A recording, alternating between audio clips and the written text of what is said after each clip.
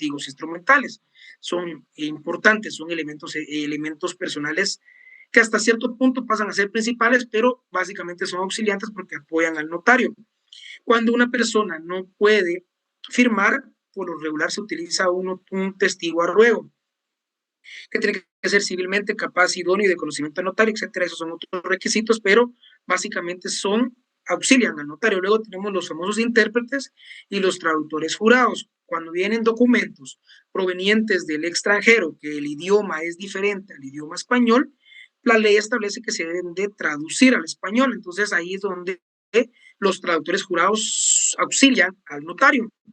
Asimismo, los intérpretes cuando se necesita que, por ejemplo, la voluntad de una de las partes debe de ser, debe de interpretarse en otro idioma, ¿verdad? Luego tenemos la escritura pública, que directamente la escritura pública como tal es ese instrumento público que su característica más importante es que va o se incorpora en el protocolo. Entonces, diferencia entre instrumento público y escritura pública es que el instrumento público pueden ser protocolares o extraprotocolares, y la escritura pública, por regla general y obviamente por característica, debe ir en protocolo. Luego tenemos clases de escrituras públicas, o sea que tenemos diferentes clases de escritura pública. Tenemos las principales, que son esas escrituras públicas que son independientes y que no necesitan de ninguna otra para su existencia, o que no necesitan otra para tener validez. Luego tenemos las secundarias y accesorias o complementarias, que son esas escrituras que nacen con el objetivo de complementar las principales, o que son accesorias para la validez, ¿verdad? Y como la ley establece, todas estas escrituras secundarias, accesorias y complementarias deben de ser igual que las del contrato principal. En este caso tenemos básicamente que deben de ser en protocolo o deben ser en escritura pública. Luego tenemos las escrituras canceladas, que les explicaba que las escrituras canceladas tienen una característica, que son parte del protocolo, son parte del registro notarial del protocolo. ¿Por qué? Porque si bien es cierto, no nacen a la vida jurídica como tal, pero sí tienen un número, tienen una fecha, tienen un correlativo de foliación, por lo tanto son parte del protocolo, y al ser parte del protocolo son consideradas escrituras públicas, ¿verdad? Porque básicamente tienen un contenido.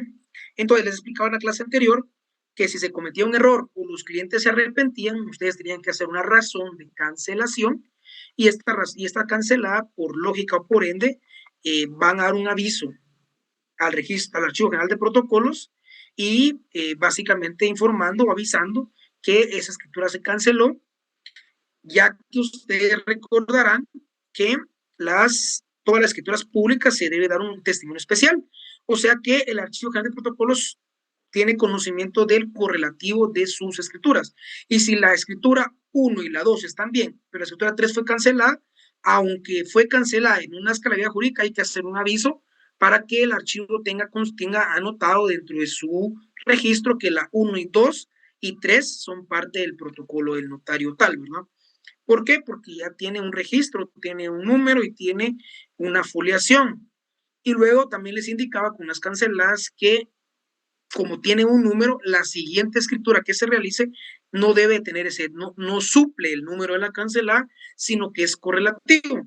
La 1 es una compraventa, la 2 es una donación, la 3 es una cancelada, la número 4 va a ser 4 y no va a ser 3. Aunque la 3 esté cancelada, sí, el correlativo a la 4, porque esa cancelada forma parte del índice y forma parte del protocolo.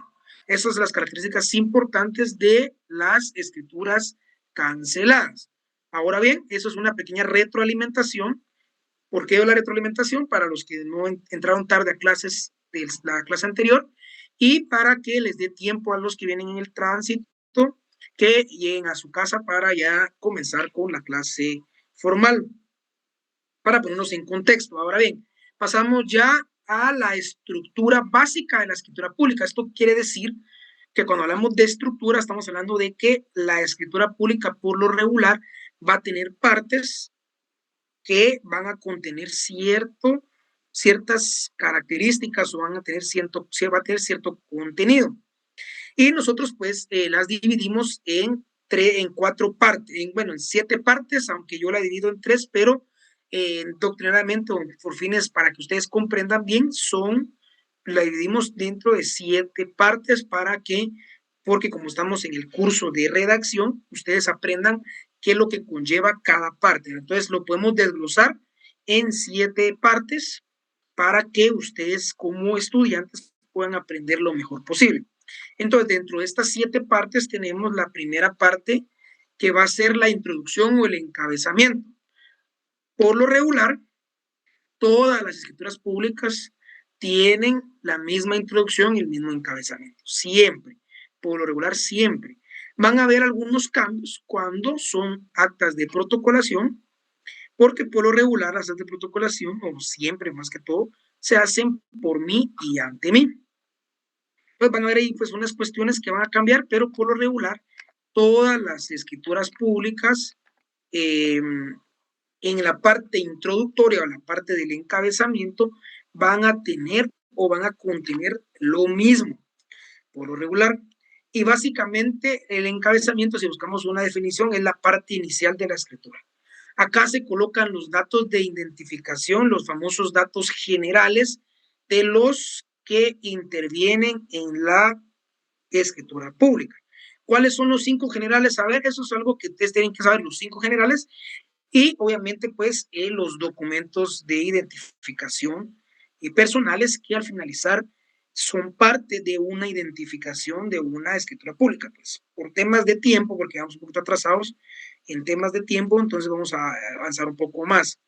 Básicamente acá, pues, lleva primero los datos de la escritura pública, que sería el número de escritura, o sea, si es número 1, número 2, número 3, número 4, dependiendo del correlativo que lleven. Eso me va a llevar a la siguiente diapositiva, que va a ser el protocolo, para que entiendan por qué tienen que tener un número, ¿verdad? Van a entenderlo cuando miremos el repaso de protocolo. Pero básicamente, la parte introductoria lleva el número de escritura, lleva el lugar y fecha donde se autoriza, y lleva la comparecencia, como les digo, que básicamente ahí son los generales de los que intervienen. Entonces, solo para unos consejos rapidito. Primero, lugar y fecha, tengan cuidado. Me ha pasado, a mí me pasó. A todos creo que pues en la práctica vamos aprendiendo.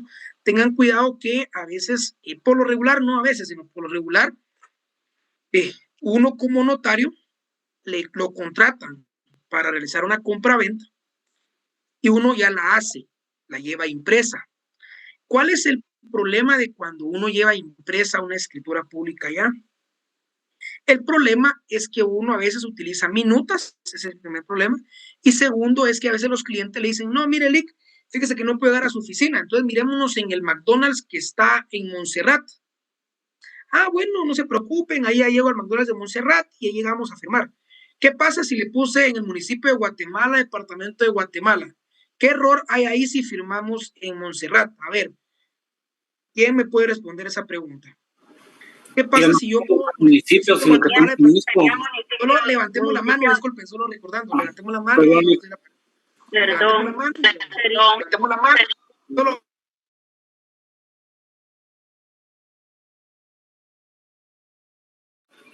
Lick silenció su micrófono. Perdón, creo que me apagaron, creo que fue Zeus. Perdón, entonces levantemos la mano y Juan Carlos responde. Estaríamos ya no estaríamos en el municipio de Guatemala, sino que en el municipio de Misco. Exacto.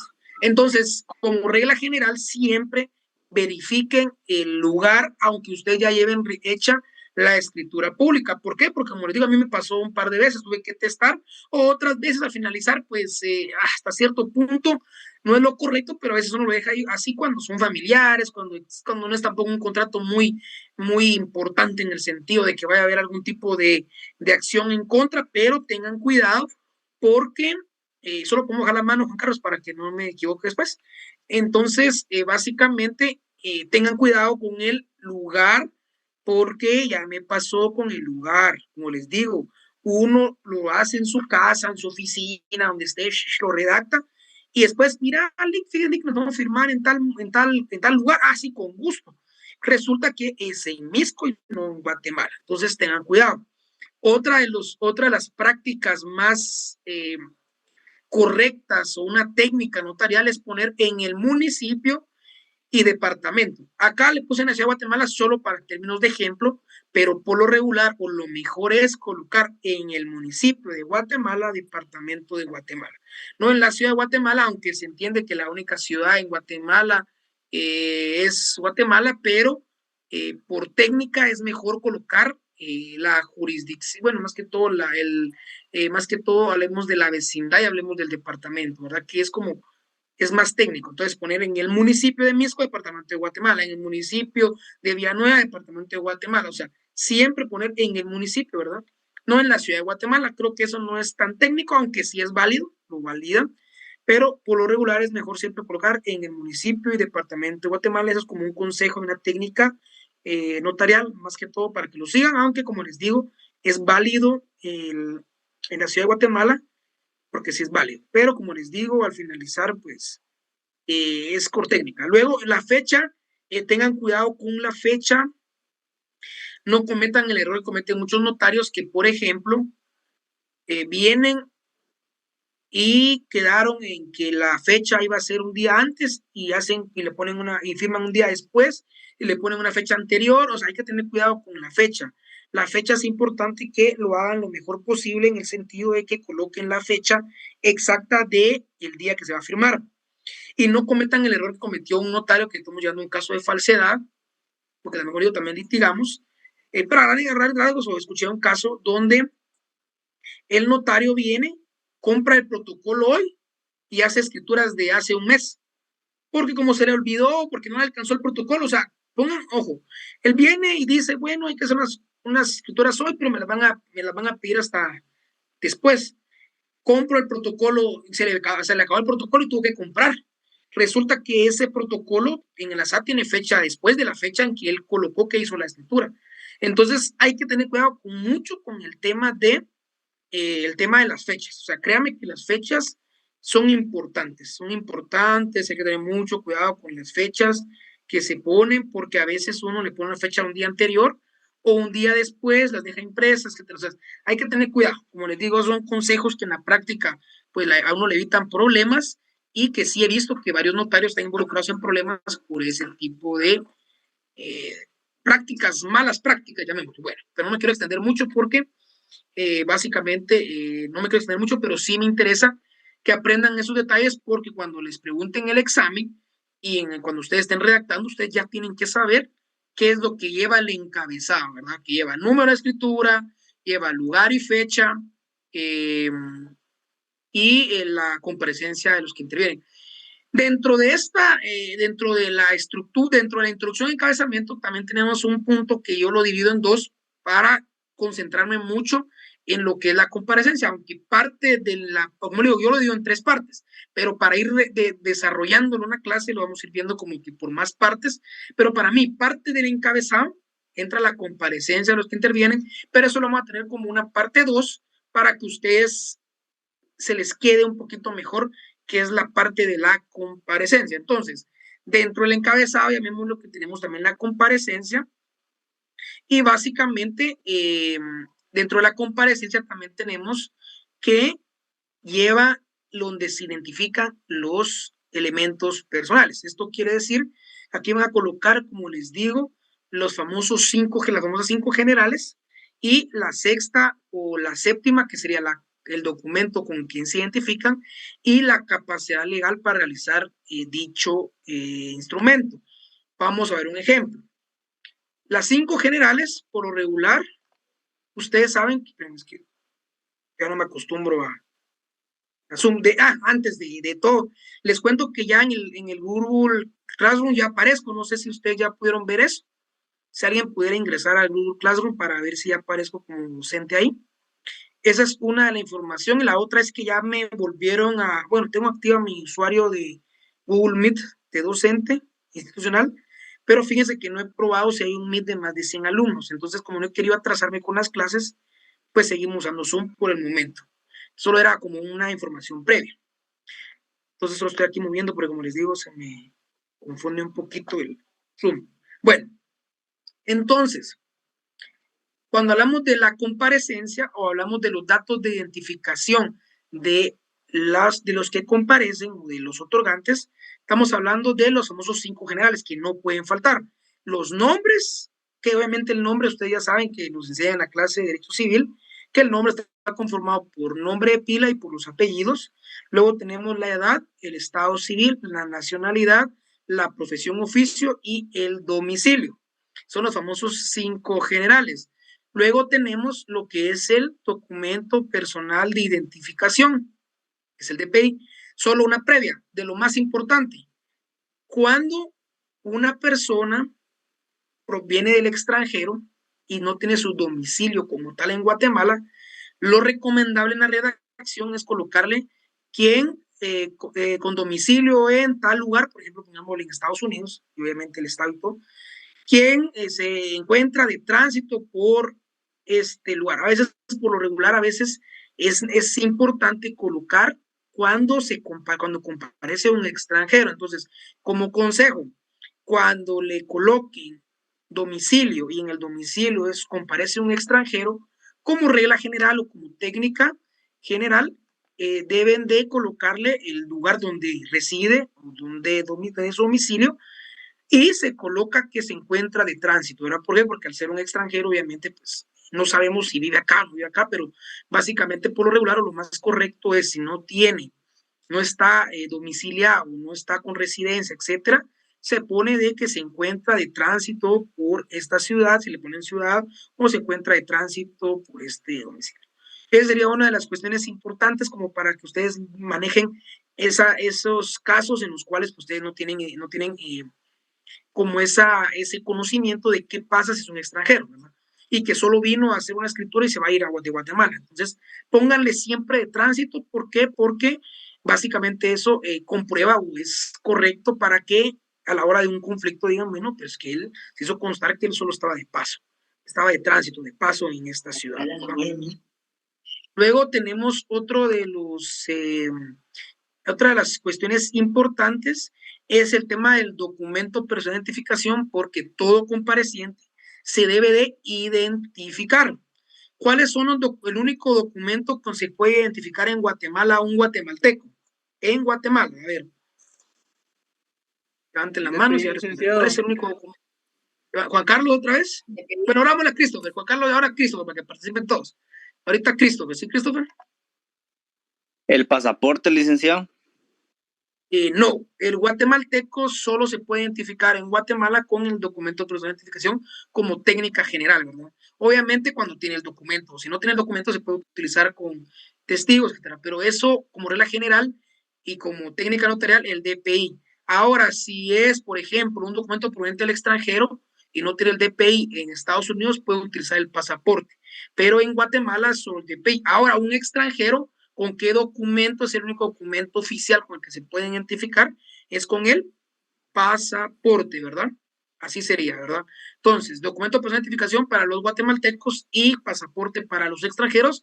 Y lógicamente, pues, si no tiene ninguno de los documentos, se puede utilizar los famosos testigos, ¿verdad? O los testigos para identificar a una persona. De hecho, dentro de las modalidades del examen se va a colocar estos casos, por eso les explico. Se lo estoy explicando en clase. Obviamente esto lo tendrían que ya saber, ¿verdad? Porque estoy hablando de Derecho Notarial 2, pero se los estoy explicando porque es importante que ustedes pues lo manejen.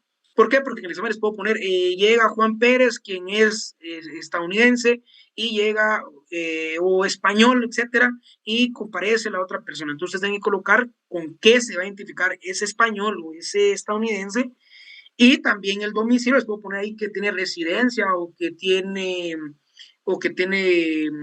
nacionalidad, etcétera. Entonces, ahí es donde ustedes tienen que empezar a manejar esos conceptos y ahí los van a poner en práctica, ¿verdad? Entonces, así es como va a venir el examen. Por eso estoy explicando algunos detalles para que ustedes sepan. Entonces, si es extranjero, van a colocar pasaporte. Entonces, tengan cuidado en el examen. ¿Por qué? Porque en el examen no van a poner DPI cuando le estoy poniendo que uno de los comparecientes es un extranjero. Tengan cuidado. Luego tenemos con la capacidad legal. acá es bien importante.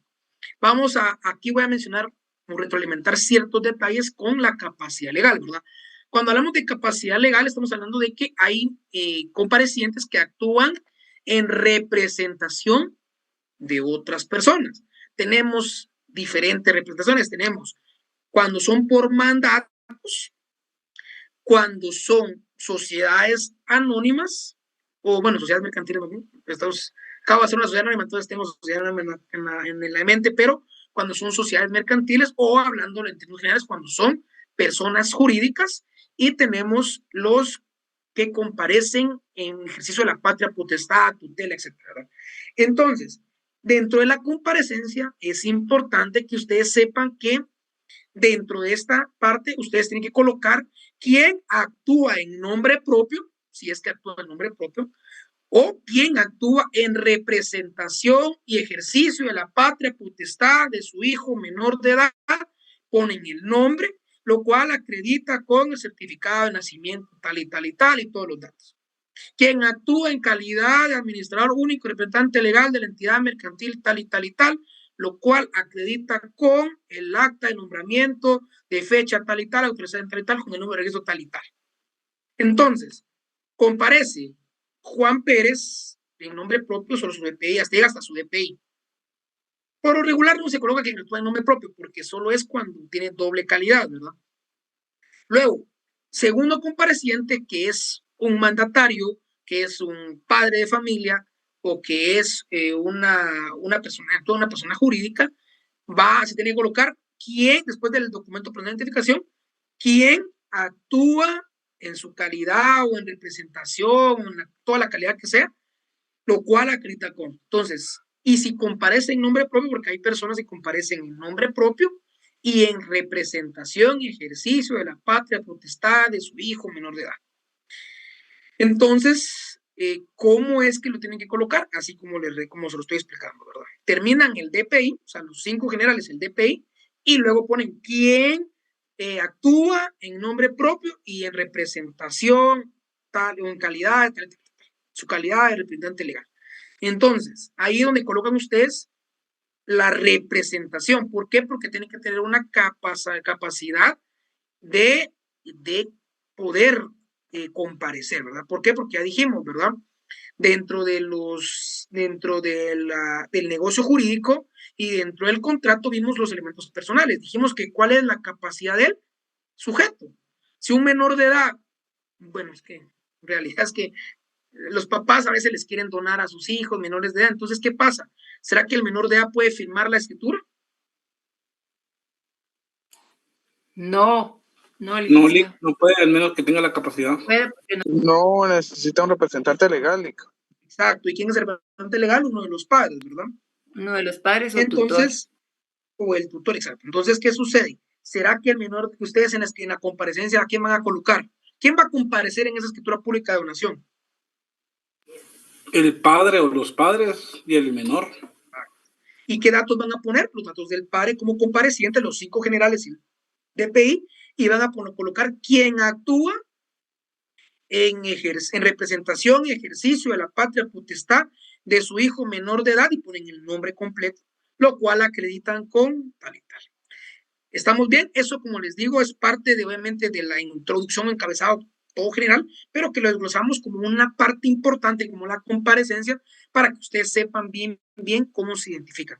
Y luego tenemos algo bien importante, que se debe de colocar que los comparecientes manifiestan ser de los datos de identificación personal consignados y hallarse en el libre ejercicio de sus derechos civiles y ponen el nombre del contrato, eso lo vamos a ver más adelante. Entonces, ¿qué pasa si una persona comparece en representación de otra? ¿Qué tienen que colocar después de la comparecencia? Como el ejemplo, quienes manifiestan ser tal y tal y tal. Algo tiene que hacer el notario, a ver quién se recuerda de eso. El notario califica la comparecencia, la capacidad, perdón. ¿Cómo lo hace el notario constar en la escritura? ¿En qué parte? Dentro de la comparecencia, después de terminar los nombres de los comparecientes y los generales, tiene que colocar quienes manifiestan ser de los datos tal y tal y tal y tal, Y luego hay algo bien importante, vámonos al artículo 29 del Código Notariado. ¿Tienen ahí su Código Notariado a la mano? En el numeral 5.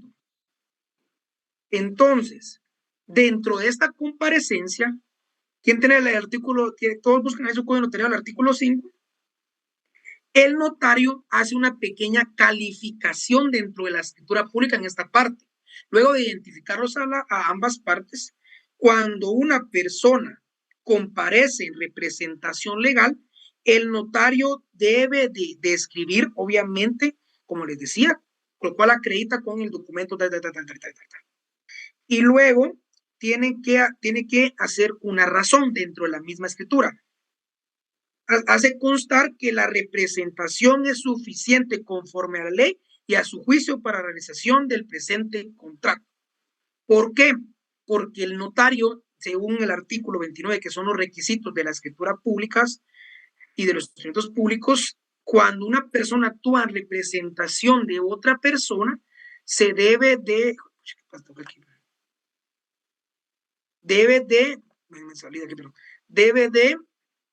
calificarla el notario. Entonces, ahorita ustedes vayan a subrayar el artículo 29 en el numeral 5, lo pueden leer y tienen que colocar ahí. El notario hace constar, o sea, hago constar que la representación es suficiente conforme a la ley, a mi juicio, para la realización del presente contrato. O sea, siempre se coloca esa razón dentro de la comparecencia o dentro de la parte del encabezado, ¿verdad? Si quieren, cuando vayamos a ver la compraventa, yo les voy a dar un ejemplo, porque la compraventa va a ser como nuestra escritura principal que vamos a ver. Ahí les voy a poner un ejemplo con todas las variantes para que ustedes pues puedan ver en la redacción. Lo que quiero que quede claro es que ustedes tienen que aprender que si una persona actúa en representación, primero hay que poner que actúa en representación. Segundo, hay que colocar los datos del documento que acredita la representación. Y tercero, el notario tiene que hacer constar que la representación que se ejercita es suficiente conforme a la ley y a mi juicio para la realización del presente contrato. ¿Estamos bien ahí? ¿Alguna duda? Yo sé que pues tal vez no sé si algunos se lo vieron así o se lo enseñaron así, pero lo vamos a ir viendo también en la compraventa para que ustedes lo miren ya en la redacción. Si tienen duda, pueden levantar la mano. Entonces lo vamos a pasar para este lado. Muy bien. Ahora vamos con la tercera parte, que aquí pues básicamente sí entra un poquito en lo que es el famoso cuerpo que le llamamos, ¿verdad? Cuerpo, que es la parte expositiva o los famosos antecedentes. ¿Se recuerdan que cuando vimos o les explicaba en la clase anterior, vimos lo que era la parte de cuando había la escritura de modificación, ampliación o aclaración?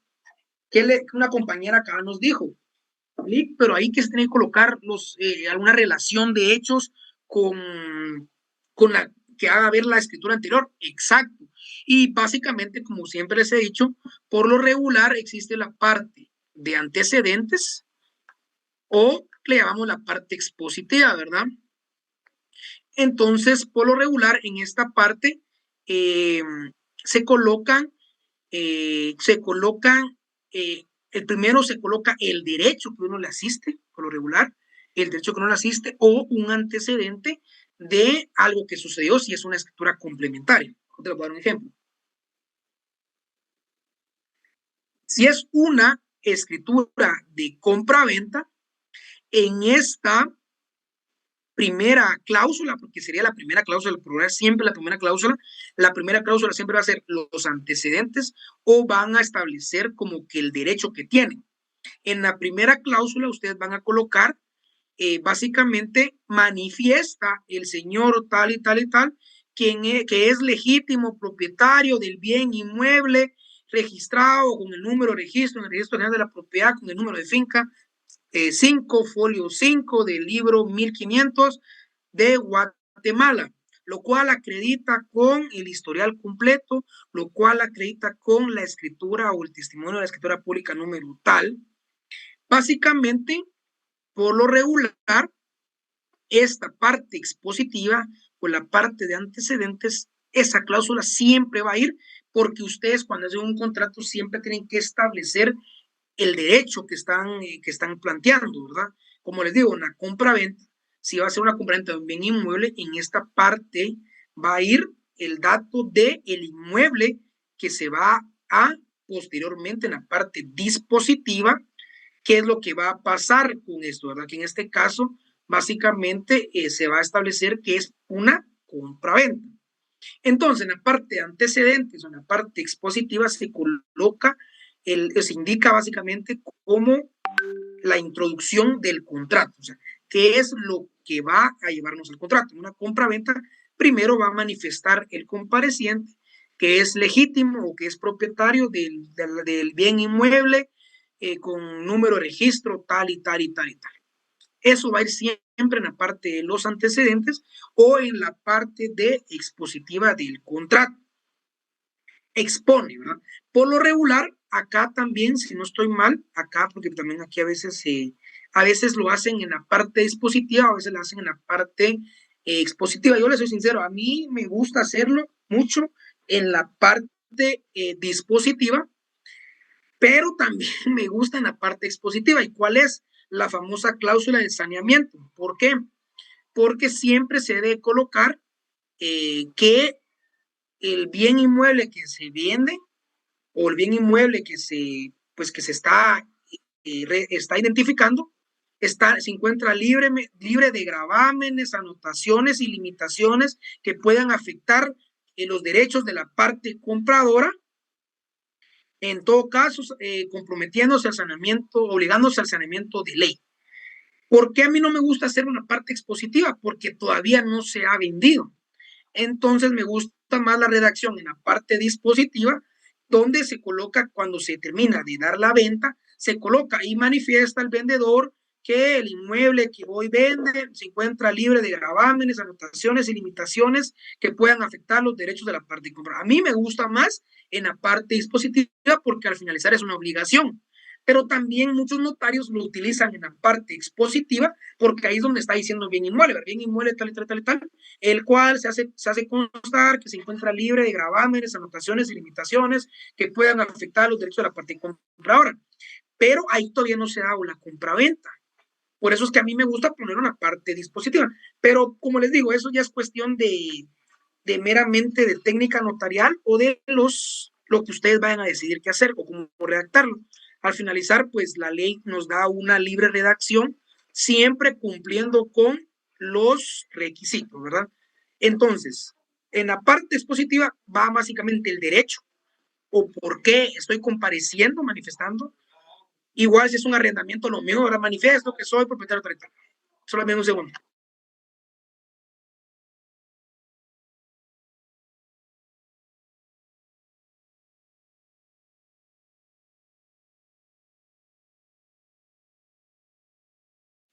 Perdón, pues sí. Entonces, por lo regular, en las cláusulas primeras, en la parte expositiva, por lo regular, se coloca el antecedente del bien inmueble que se va a vender, el bien inmueble que se va a arrendar, etcétera, ¿verdad?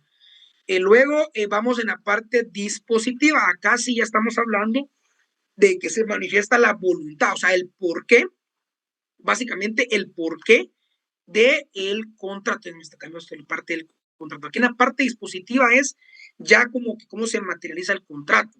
En este caso tenemos, por ejemplo, que en este caso pues ya manifiesta él, tal y tal y tal y tal, que por este medio vende, cede y traspasa el bien inmueble identificado en la cláusula segunda con por el precio de tal y tal y tal y tal.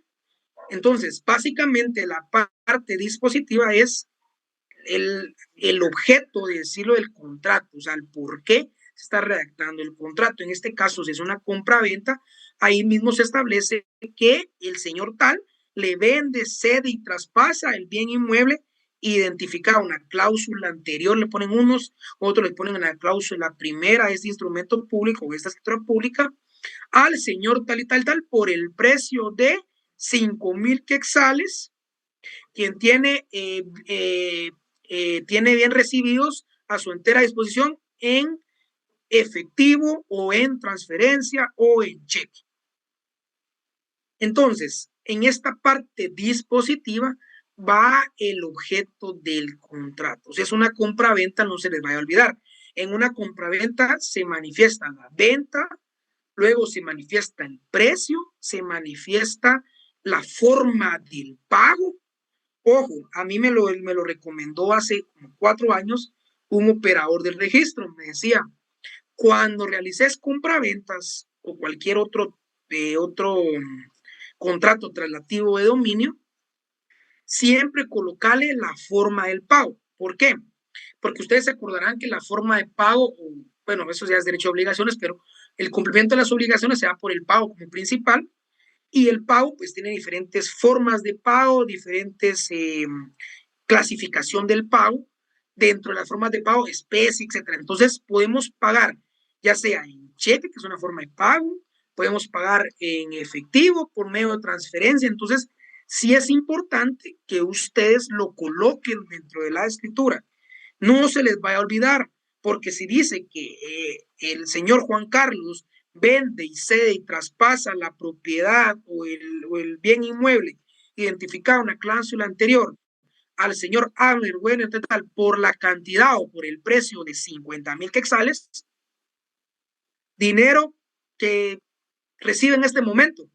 ¿Y cómo lo recibe? ¿En qué forma? Digo dinero, pero el dinero puede ser en efectivo, puede ser en cheque, puede ser en cheque de caja, puede ser en transferencia. Entonces, tengan cuidado porque hay unos operadores que son meros estrictos. Pero esta parte dispositiva es donde se coloca el objeto del contrato.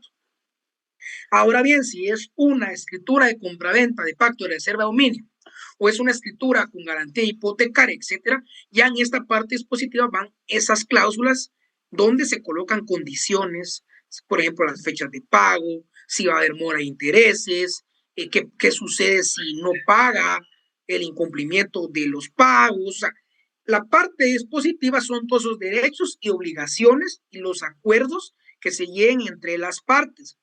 Y algo muy importante, dentro de esa cláusula, ya que usted ya vendió, manifiesta el señor Juan Carlos tal, que el bien inmueble que hoy vende no pesan gravámenes, anotaciones, limitaciones que puedan afectar. Entonces, como les digo, a mí me gusta ponerlo en esa parte.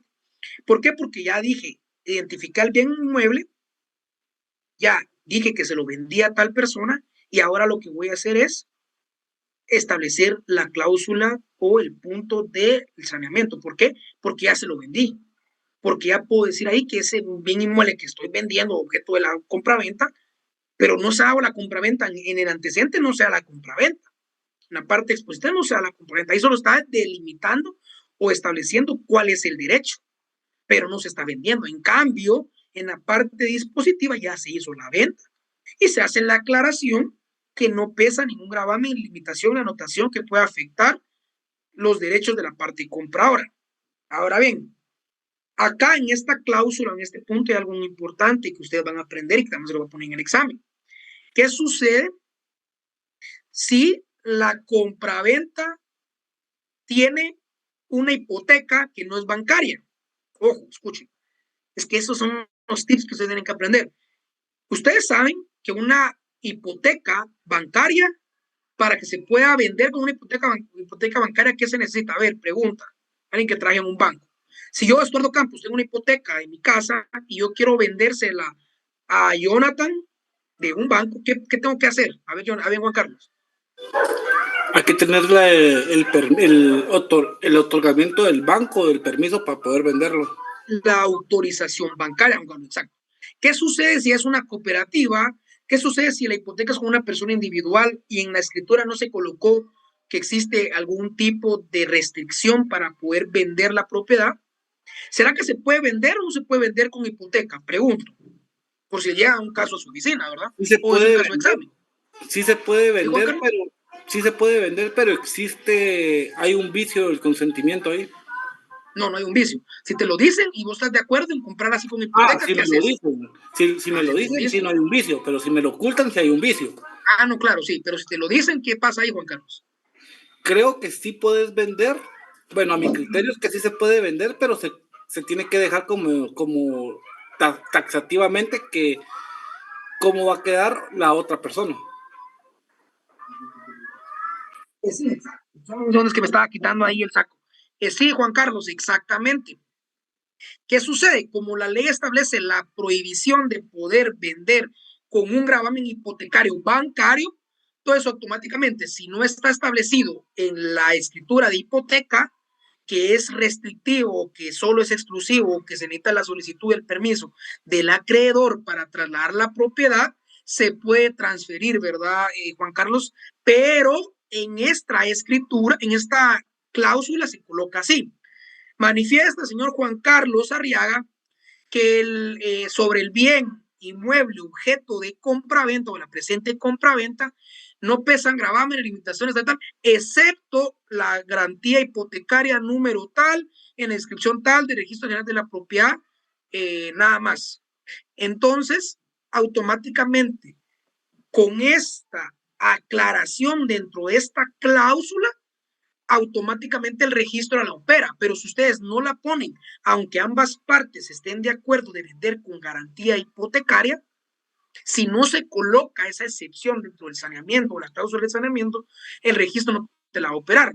Y ojo, eso nos lleva a la parte quinta, que es la aceptación. En esa misma, en las siguientes cláusulas, el comprador tiene que aceptar. ¿Por qué? Porque hay contratos que son que la aceptación debe ser expresa, como lo es el mandato, que puede ser expresa o puede ser tácita, pero hay contratos donde la aceptación debe ser expresa, como el mandato gratuito que les decía en la clase anterior. En las compraventas, igual la aceptación debe ser expresa. Entonces, todo lo que sucede dentro de la parte dispositiva se debe de llevar a la parte de aceptación. Solo en un segundo.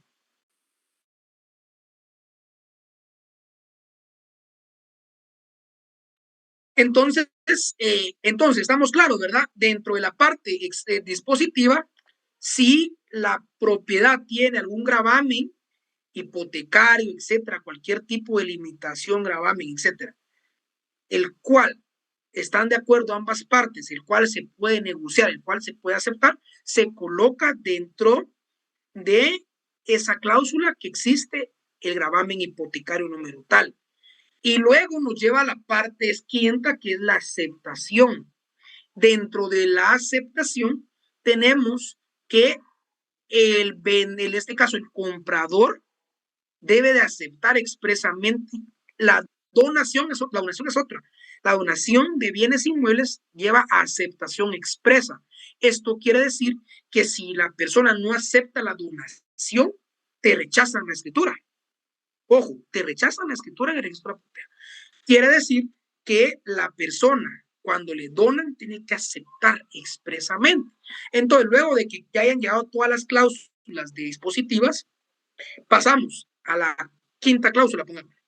Manifiesta el señor Jonathan López que acepta expresamente la venta del bien inmueble identificado en la cláusula de venta que le realiza el vendedor, agradeciendo, bueno, si es donación, se dice agradeciendo la liberalidad. Si es en la compraventa, por lo regular, lo podemos dejar en ese punto, ¿verdad? Hasta ahí, que acepta expresamente el que le realiza el vendedor. Punto. O sea, debe de existir una aceptación. ¿Qué sucede? Cuando hay una garantía hipotecaria, como el ejemplo que pusimos, en esta cláusula de aceptación va a cambiar, va a decir, manifiesta Jonathan López que acepta expresamente la venta del bien inmueble o la compraventa del bien inmueble que le realiza el vendedor con la hipoteca o con el gravamen hipotecario número tal y tal y tal y tal y tal. Entonces, ya el vendedor informa que hay un gravamen y ya el comprador acepta el gravamen. Entonces ahí se dan los dos requisitos para aceptar una escritura de compraventa con garantía hipotecaria que no sea bancaria. Porque si es bancaria, se tendrá que colocar ahí, ¿verdad? Que la gravamen, que una cláusula aparte donde el banco tal y tal extiende la autorización para realizar la compraventa. Esa es otra modalidad que también se las podría. Tengo un ejemplo, yo hice también de esas, ya he hecho esas. Entonces, la voy a buscar, que esa la hice hace como 2 años, La voy a buscar y les voy a poner el ejemplo para que ustedes la puedan ver, que se coloca la relación ahí de la autorización del banco y se coloca como, a mí me pasó, me la rechazaron la primera vez porque eso va como parte del testimonio y es importante que tiene que ir la autorización con su duplicado, o sea, sí va parte del es parte del testimonio, se menciona y es parte del testimonio y tiene que entrar como parte del testimonio. ¿Sí, Gabriela? Gracias, licenciada. Solo para aportar a lo que usted estaba comentando, yo tuve la oportunidad de trabajar las anuencias bancarias, tanto para liberar como para transcribir la hipoteca. Y normalmente hacíamos una escritura adicional porque el representante legal del banco firma. Entonces entran las dos escrituras al registro juntas. Si es liberación, primero entra la escritura con la anuencia de liberación, con la autorización del representante legal del banco y atrás va la compraventa. Y si es de la misma forma, si se va a transcribir la hipoteca, porque entonces el registro revisa que el banco autorizó que la hipoteca se traslade, por decirlo así, a de deudor y ya operan la compraventa transcribiendo la hipoteca al nuevo propietario, ¿verdad? Excelente. Esa otra forma también. La autorización, por lo regular, algunos bancos, como dice Gabriela, lo manejan como una escritura complementaria, ¿verdad, Gabriela? Igual Sí, la es que carta dan una total de pago. resolución. Dan una Exacto, la resolución. resolución, ajá, con la Exacto. anuencia, correcto. Exacto. Y también cuando la carta total de pago, ¿verdad, Gabriela? Que eso lo me decía con la liberalidad, ¿no? Carta total de pago. ¿O no? Con la carta total de pago, sí, esa se maneja diferente. Exacto.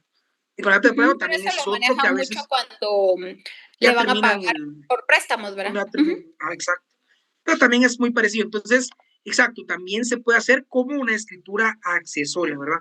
Por lo regular, así lo hacen algunos bancos. Como les digo, los bancos, la que yo hice, pues no fue así, pero como les digo, eso depende de las políticas, pero sí hay que colocar que existe la autorización, como dice Gabriela, o entra antes la autorización y luego entra la compraventa, porque lo primero que entra es lo que se opera primero y luego ya está como dice Gabriela, ya está autorizada, ya entra la escritura de compraventa, ¿verdad? Pero por lo regular, o lo que quiero que entiendan es que se debe de colocar dentro del cuerpo de la escritura una cláusula donde se establezca qué tipo de gravamen se está aceptando, se está manifestando, y luego la aceptación de este gravamen, ¿verdad? ¿Por qué? Porque si no hay aceptación, no aceptan rechazan la escritura pública.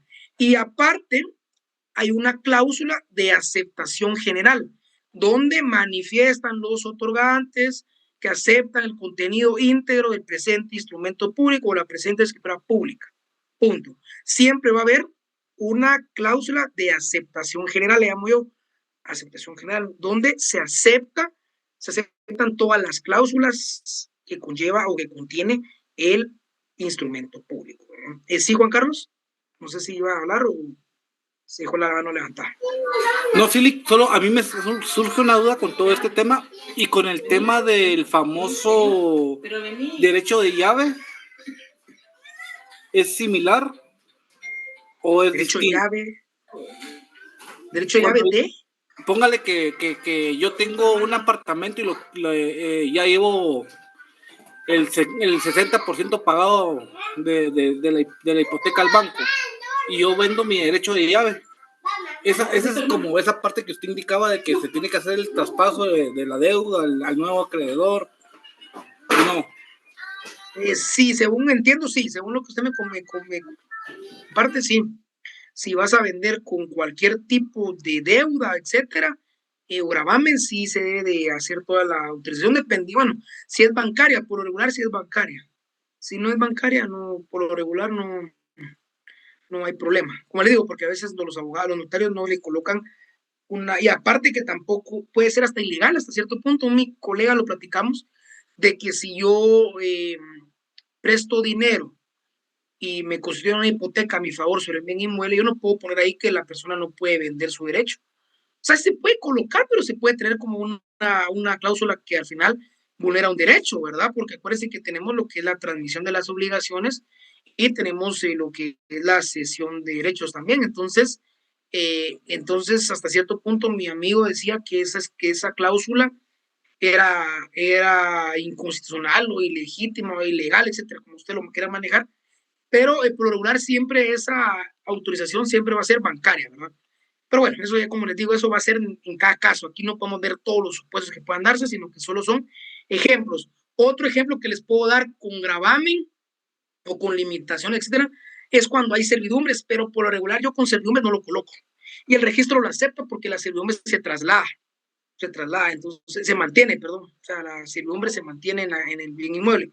Donde sí lo piden es cuando hay un usufructuario vitalicio, que vamos a ver también una compraventa con usufructo vitalicio. También cuando hay un usufructo vitalicio y la persona propietaria, la nueva propietaria quiere vender y comparece el usufructo vitalicio aceptando la venta, se debe colocar dentro de la limitación que existe un usufructo vitalicio y también la aceptación del comprador que acepta la venta con el usufructo vitalicio constituido o reservado a favor de tal persona. Entonces también es otra de las variantes que tenemos o que existe sobre esta parte de la aceptación y la parte dispositiva, ¿verdad?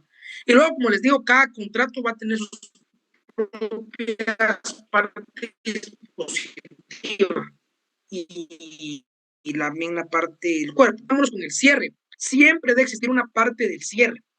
Dentro del cierre, para mí lo más importante, que una vez me rechazaron un documento porque se me pasó, como les digo, me ha pasado también de todo, porque al finalizar pues son prácticas notariales, es el como notario doy fe, 2 puntos, que tuve a la vista que todo lo escrito me fue expuesto. Esa es la primera parte del cierre que ustedes tienen que ver, la parte de el doy fe, como notario doy fe, o en el fresquito notario da fe, o doy fe nada más en el como notario, pero esa palabra del doy fe es donde para mí comienza todo el cierre, ¿verdad? Obviamente con la autorización notarial que se va abajo, pero el cierre va a comenzar con como notario doy fe, 2 puntos. El primer inciso, A, de todo lo expuesto me fue escrito, punto. B, que tuve a la vista los documentos personales de identificación.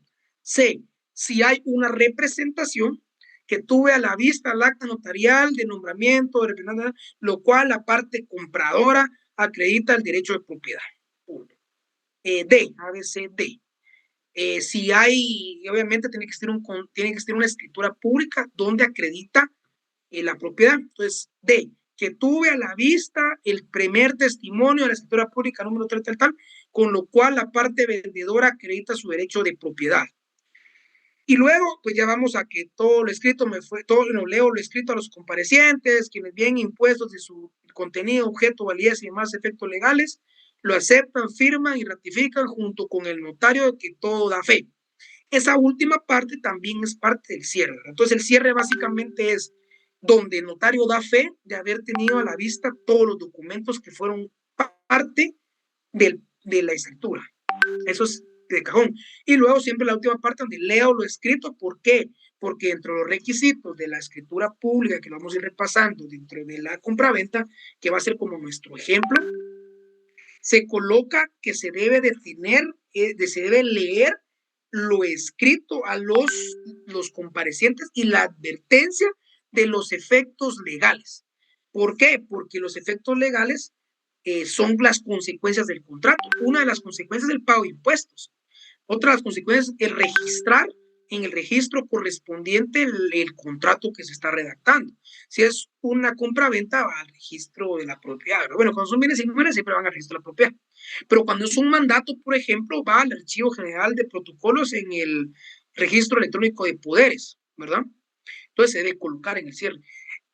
Ya ahorita ya no están tan exigentes, les soy sincero. Yo ahorita he hecho algunas donde solo coloco que les advierto de los efectos legales del pago de impuestos y del registro en el registro correspondiente. Pero como técnica notarial, yo, como les estoy dando clases, yo sí les quiero enseñar que sí deben de colocar mejor el nombre del registro, ¿verdad? Registro de la general de la propiedad. Registro, en este caso sería el registro electrónico de poderes del adscrito o el Archivo General de Protocolos del organismo judicial. Entonces, sí, lo correcto es, o dentro del cierre es colocar todos los documentos que ustedes tuvieron a la vista y luego leer, o sea, que le dieron lectura al instrumento, porque su obligación es leerles el instrumento, y advertirles. La advertencia no se les va a olvidar. Advierto a los comparecientes de los efectos, bueno, del pago de impuestos, del registro y de los demás efectos legales, ¿verdad? Y luego viene la ratificación, aceptación, ratificación y firma junto con el notario que de todo da fe o que el notario autorizante, o sea, hay diferentes cierres. Lo que importa es que lleven estas características, ¿verdad? Esos requisitos, no se les vaya a olvidar. Y luego viene algo bien importante. Luego de esto viene lo que es la autorización notarial, que es el firmo y sello del notario. Pero después del contenido que viene, las firmas de los comparecientes. Y luego las firmas de los comparecientes, ¿quién firma? El notario. Pero debe de tener unas palabras antes de la firma. ¿Qué son esas palabras que lleva antes de la firma? Sí, compañero Tello. El ante mí. No se les vaya a olvidar el ante mí. A mí me pasó una vez con una auténtica, me recuerdo. Ahora lo que yo hago con las auténticas ya es ponerles el ante mí, por ejemplo, si es de firma, y si son de documentos, por mí, ante mí lo tengo mejor en computadora, porque a mí me gustaba mucho escribirlo, no sé por qué, porque a veces a veces las personas no firmaban donde era, y entonces ahora mejor se los pongo, porque una vez me fue un documento sin eso, obviamente me recordé, llamé, pero hay que tener mucho cuidado, como les digo, en la práctica a ustedes les van a pasar muchos errores, o sea, a mí no me da pena decirlo, porque al final los errores lo hacen a uno mejor, pero sí tengan cuidado con ese tema. Entonces siempre van las firmas de los comparecientes, luego va el ante mí, y luego va la firma del notario. ¿Estamos claros? Ahora bien, hay unos abogados y notarios colocan el sello, porque dice que si se pierde la hoja de protocolo, saben de qué notario es, etcétera. Eso es lo que decía mi colega. También se puede poner sello, la ley no establece que no se puede sellar, pero para mí sellar no es necesario. Ahora bien, hay algo que también les quisiera comentar antes de finalizar la diapositiva. El famoso, los famosos, ¿cómo es que se le llaman técnicamente? Los salvados. ¿Cómo se hace un salvado? A ver, pregunto, ¿qué es un salvado? O un testado, pues llamémoslo un testado para que ustedes comprendan. Cuando comete un error en cualquier anotación que uno haga en la escritura. ¿Qué sucede si me equivoqué y me di cuenta antes de que firme? Porque es antes de que firme, ¿va? Ustedes. Pero a veces uno lo hace después, ¿va? Eso no se los dije yo. Pero en términos de estudio, cuando un notero se equivoca ya después de haber impreso, uno lee otra vez, se da cuenta de un error, ¿qué es lo que realiza, verdad, Gabriela? A ver, Gabriela. Ya le di la palabra a ahora, Gabriela. Gracias, licenciado. Bueno, pues si uno se equivoca, lo correcto es tachar la palabra equivocada, digámoslo así, se tacha completa, no es que solo se tache una letra, porque hay gente que solo tacha la letra y lo correcto es tachar la palabra completa y arriba se escribe la palabra correcta, digámoslo así, la corrección. Y al final, antes de las firmas, generalmente se pone testado y entonces uno pone la palabra incorrecta, omítase, y después, punto, pone la palabra correcta o entre líneas, la palabra correcta, agréguese. Exacto.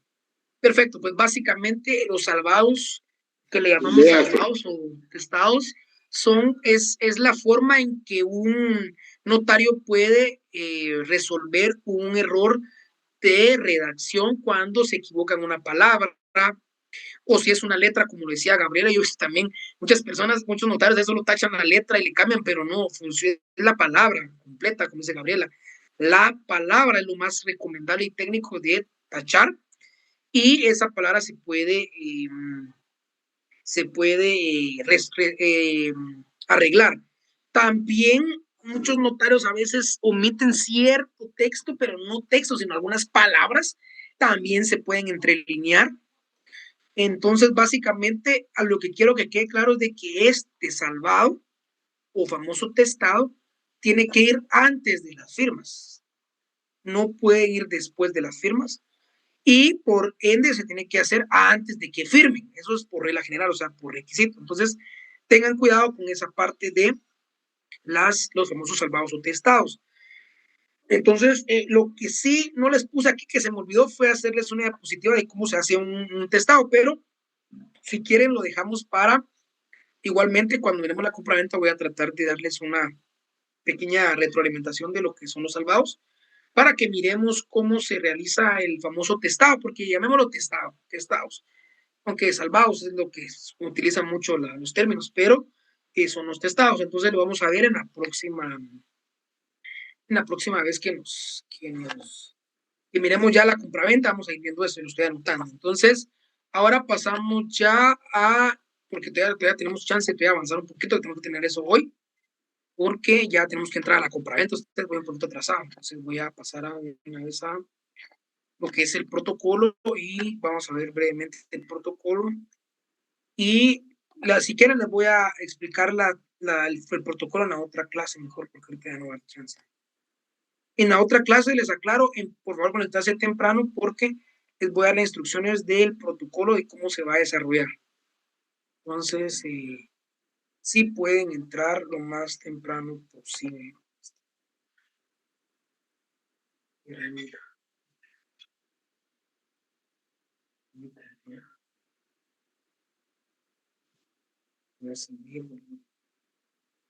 Aquí está. Muy bien, me dicen, se mira. ¿Se logra ver la presentación? Sí, Sí se ve. Muy bien.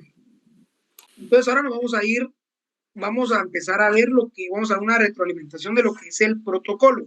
Solo disminución, no creo que iniciar clases hoy también de cursos libres de idiomas.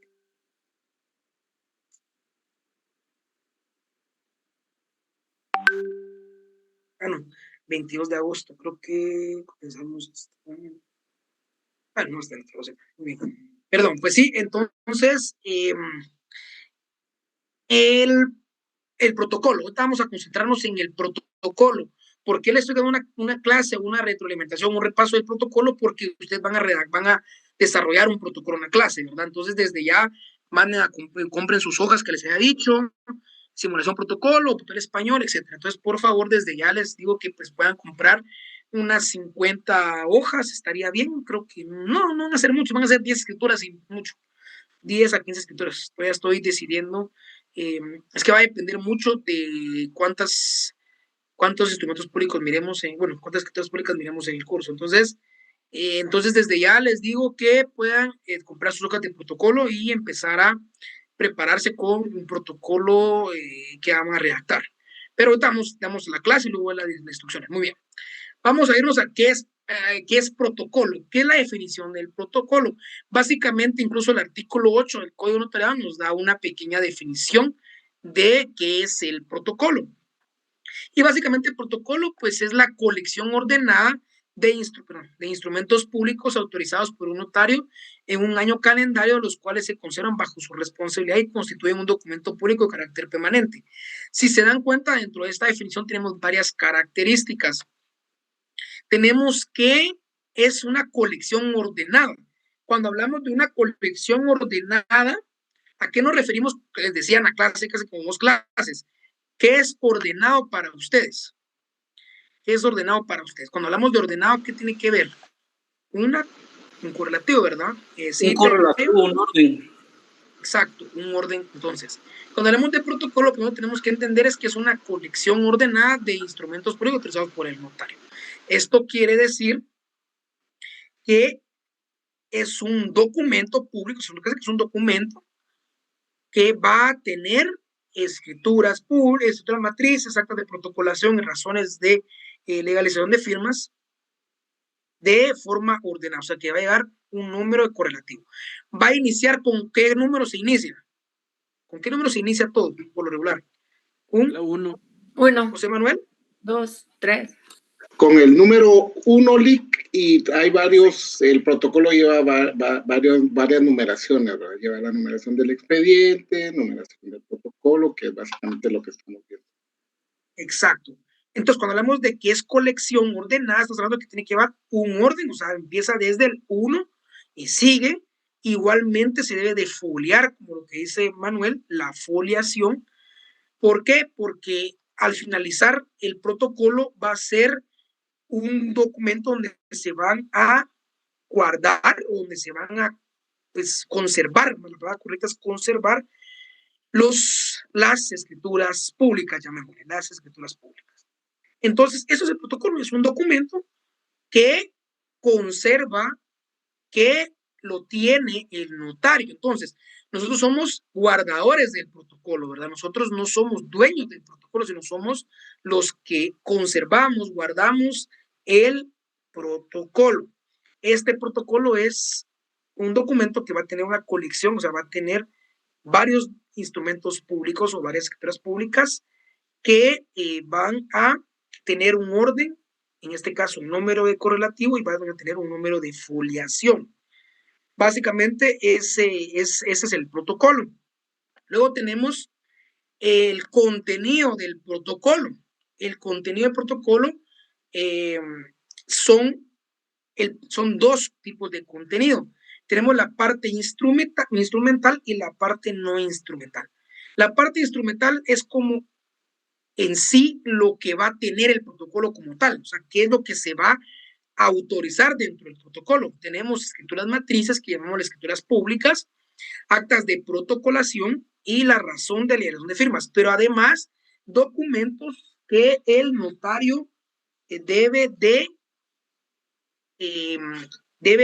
incorporar o redactar en el protocolo conforme a la ley. Solo un segundo.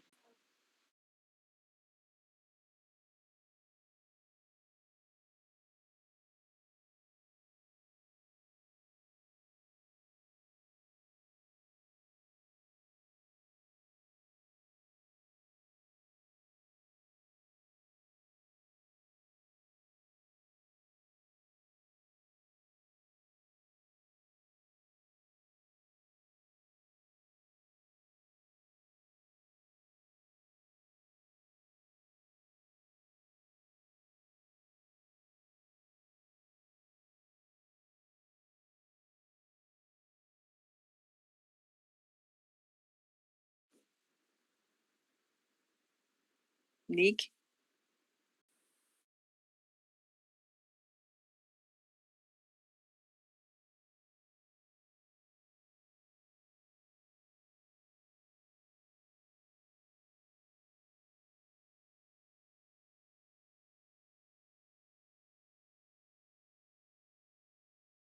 Bueno, pues sí, entonces estábamos en que la parte instrumental del protocolo es el contenido principal, llamémoslo del protocolo.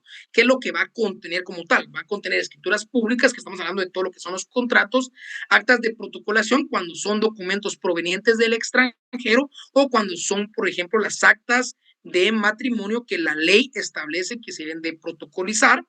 Y la razón de la elección de firmas, cuando es una auténtica de firma, se debe hacer una razón para que el notario sepa o para que cuando ese documento se ejecute puedan pedir la razón para que dé fe pública al notario de que sí fue el que autenticó esa firma. Entonces, algo que no hacemos la mayoría de notarios, yo he hecho tampoco lo hago porque por X o Y razón, pero estos son los tres documentos como principales que se deben de o que son parte del protocolo, el contenido del protocolo, qué es lo que contiene el protocolo. Pero también tenemos documentos que el notario, de conformidad con la ley, debe de o se deben de registrar en el protocolo. Dentro de eso tenemos un ejemplo claro, que es la cubierta del testamento cerrado, que está en el artículo 962 del Código Civil. Mi código notariado lo tiene ahí, que lo pueden ver, porque tengo ahí ver artículo 962. Entonces apunten en su código notariado, en el artículo 8, en la última parte, coloquen ver artículo 962, lo voy a apuntar en el chat. Artículo 962, artículo 962. Aquí la ley establece que la cubierta del testamento cerrado se debe de transcribir en el protocolo, ¿perdón? Entonces, la parte instrumental, pues, es el contenido principal del protocolo. O sea, el protocolo va a llevar todas esas escrituras públicas, actas de protocolación, la razón de la elección de firmas, y van a llevar esos documentos que conforme a la ley le indiquen que debe de hacerse o debe de transcribirse en el protocolo. El ejemplo principal es el artículo 962, que es en la cubierta del testamento cerrado. 962. Ay, perdón. Bueno.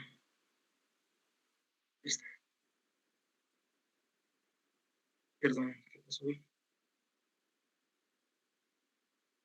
No sé si dejé de ser administrador, ¿no? Entonces, básicamente estas son la parte instrumental del protocolo, básicamente es el contenido principal, o sea, es lo que contiene como directamente o principalmente el protocolo, pero luego tenemos la parte no instrumental. Esto quiere decir que el protocolo tiene como sus requisitos de fondo, o sea, el fondo, lo que contiene, y tiene la forma del protocolo. Yo lo divido así, la parte de fondo y la parte de forma. ¿Por qué la parte de fondo? Porque es lo que el contenido como tal, la esencia, que es lo que se está autorizando. Y la parte no instrumental, o sea, la parte de forma, básicamente son ciertos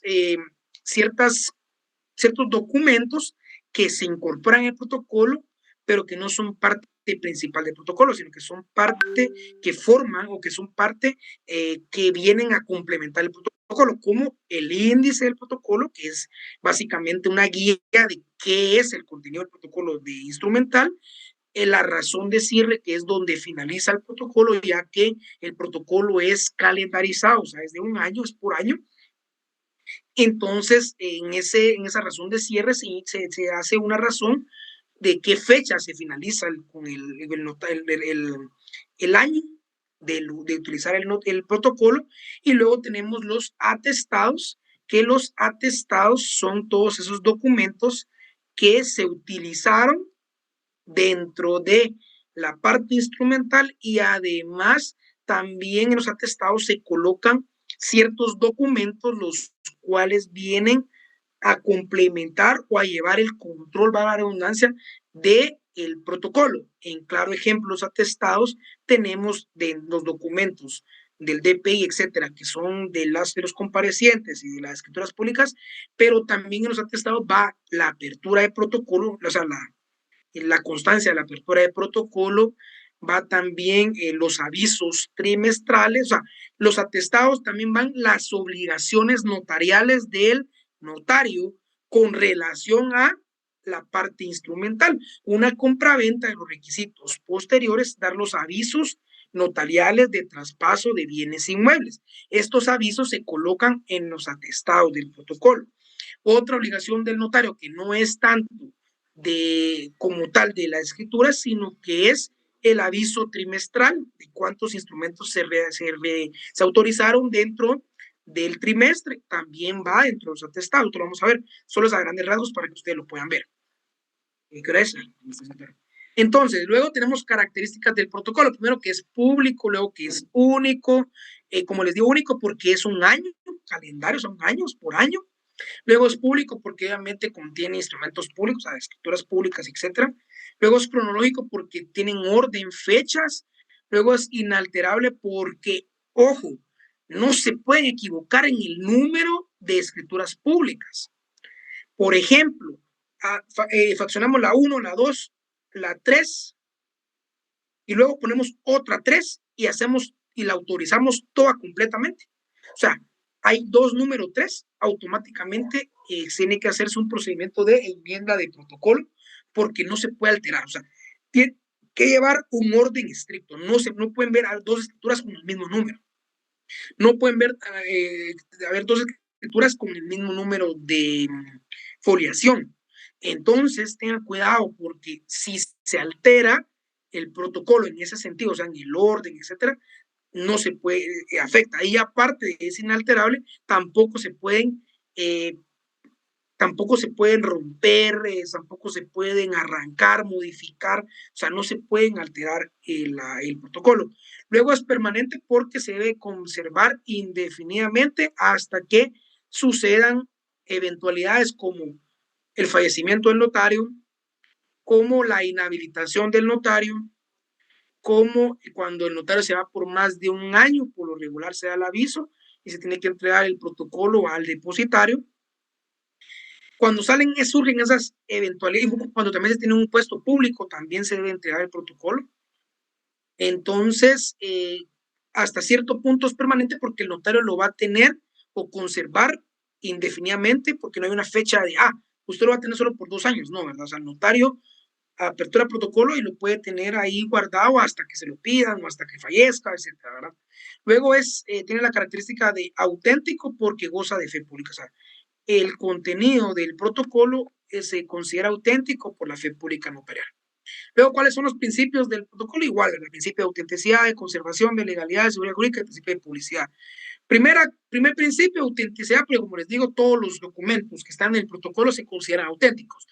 Principio de conservación, porque el notario los va a conservar bien guardados, entonces cuando una persona quiera ir a pedir un testimonio, una copia simple legalizada, el notario lo tiene que tener, o sea, lo tiene que conservar, no lo puede perder, no lo puede dejárselo a alguien más, lo tiene que conservar él bajo llave, ¿verdad? Por ejemplo. Luego, principio de legalidad, básicamente porque la ley es quien otorga al notario la fe pública y el derecho a tener el protocolo, usar el protocolo. Principio de seguridad jurídica, básicamente nos otorga seguridad porque los documentos que están redactados y están en protocolo y están con el notario, da la seguridad de que existen esos contratos. Luego el principio de publicidad, que es un principio muy importante, que hay que tener mucho en cuenta, el principio de publicidad. Cualquier persona puede solicitar un testimonio o puede solicitar información de una escritura pública hasta cierto punto. ¿Cuáles son esas excepciones al principio de publicidad? A ver, un ejemplo. Cuando hay un testamento, licenciado, el testamento solo tiene acceso el notario y la persona que otorgó el testamento. Exacto, el testamento. Ahí estamos, están pilas. Sueno con Quiroz de plano. Algunos están que suenan con Quiroz. Muy bien, entonces, clases de protocolo. Tenemos 3 clases de protocolo a nivel general: los protocolos del notario, los del escribano del gobierno y los protocolos de los agentes diplomáticos y consulares, en su fundamento del artículo 10. Del protocolo escribano, de los agentes no hablemos mucho porque eso es meternos a otro tema, y los protocolos del notario, pues obviamente es la clase principal. Luego tenemos el contenido del protocolo como tal, ya vamos a desarrollar ejemplos del contenido del protocolo, que tenemos la parte no instrumental, que es la que vamos a desarrollar, porque la parte instrumental la vamos a ver ahorita con las compraventas, etcétera. Eso lo vamos a ver ahorita en la siguiente clase. De hecho, la siguiente clase comenzamos full con la compraventa, es nuestra primera escritura. Entonces, la parte no instrumental, o sea, el contenido de la parte no instrumental, tenemos la razón de cierre, el índice, los atestados, y dentro de los atestados tenemos, por ejemplo, la apertura de protocolo. Dentro de esto, no en orden, vamos a empezar con la apertura del protocolo. Acá hay un dilema que muchos notarios se han defendido porque cometen el error de, como uno no le enseñan esto en la práctica, no le enseñan en una clase, ¿verdad? Yo se lo estoy tratando de enseñar, que para que ustedes puedan aperturar protocolo primero deben de realizar el formulario, ya sea digital o presencial, de apertura de protocolo. Se llama apertura de protocolo, lo vamos a ver que está aquí. Pero básicamente existe un dilema. Por un lado tenemos los que indican que la apertura del protocolo o el inicio del protocolo se da con la primera escritura pública, y otros dicen que se da con el pago de la apertura del protocolo.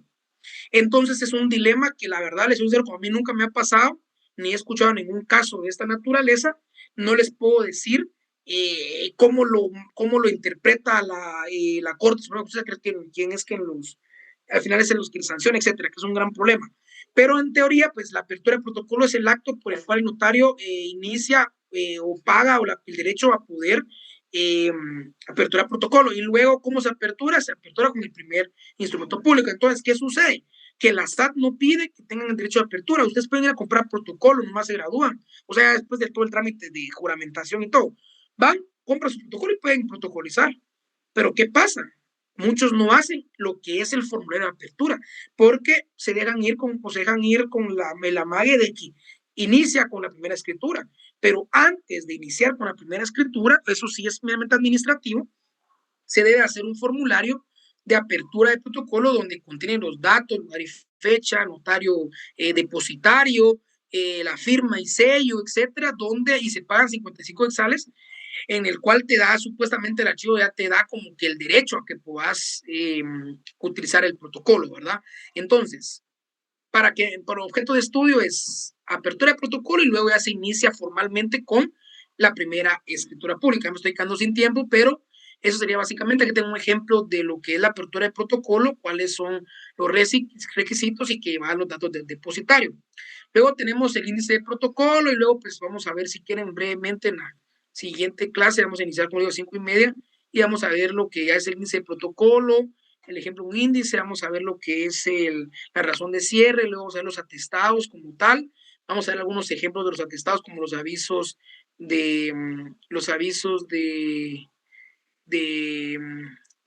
bueno, en este caso sería el historial completo, el DPI, que son parte de los atestados, tenemos los avisos notariales, como este ejemplo, tenemos el aviso trimestral y tenemos la contraseña de la recepción de la constancia del aviso trimestral y luego tenemos, pues eso vamos a ver en la siguiente clase. Entonces, feliz, ya solo me quedan 2 minutos, voy a nada más a tomar la foto de la clase de hoy y vamos a dar por finalizada la clase. Entonces, solo la foto y...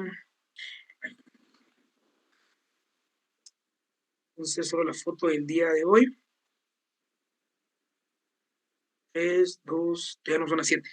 Hasta que en las 7, denme un minuto, esperen, no se van a salir ahí porque si no van a decir que no están en clase. Es que tengo adelantado mi reloj. Tengo aquí las... En la compu tengo... Tan formalistas. Tenemos 3, 2, ahora todavía no. Faltan un par de segundos. Par de segundos. Creo que ya, vamos a ver.